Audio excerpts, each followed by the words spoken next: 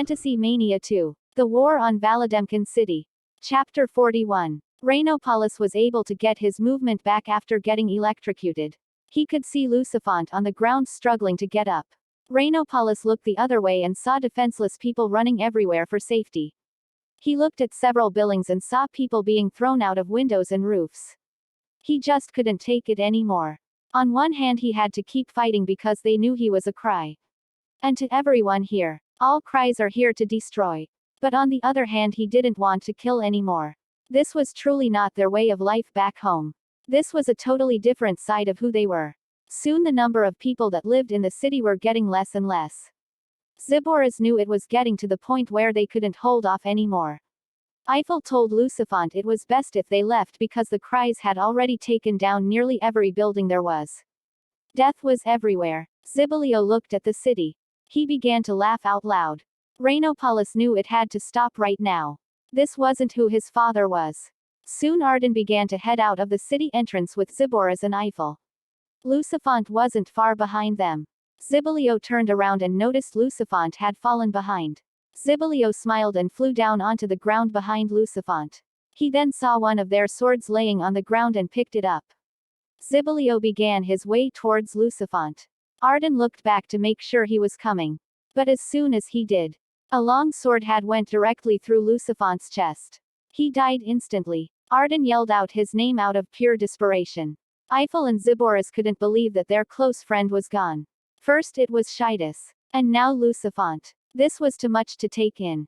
Rhinopolis had seen what his father had done and caused him to reach his end.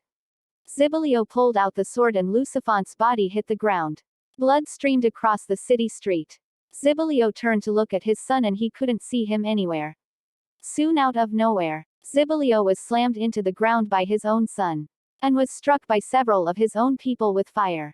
Zibolio was burnt all over his body but was still standing with a smirk on his face holding a sword. He told his son that he made a big mistake. His son said, "No, father. You made a big mistake. It was foolish of us to follow through with this idea of yours and take over this city. I knew what they had tried to do for us. But you messed everything up. This city is yours now and we don't ever want to see you around Waterfall City again." Zibolio just stood there watching his son and his people leave. He looked around the city and it was gone. Smoke everywhere rising to the skies. He was all by himself alone getting exactly what he wanted.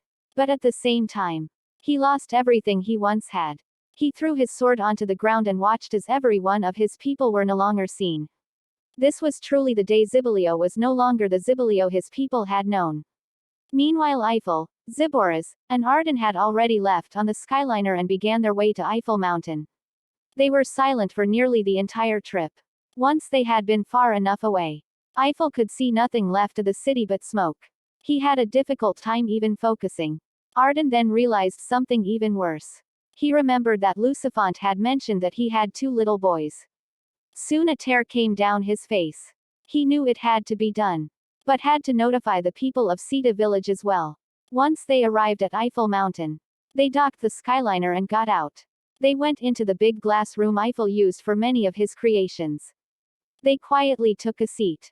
What is the next step in their journey? Find out next time on Fantasy Mania 2. The War on Valademkin City. To be continued.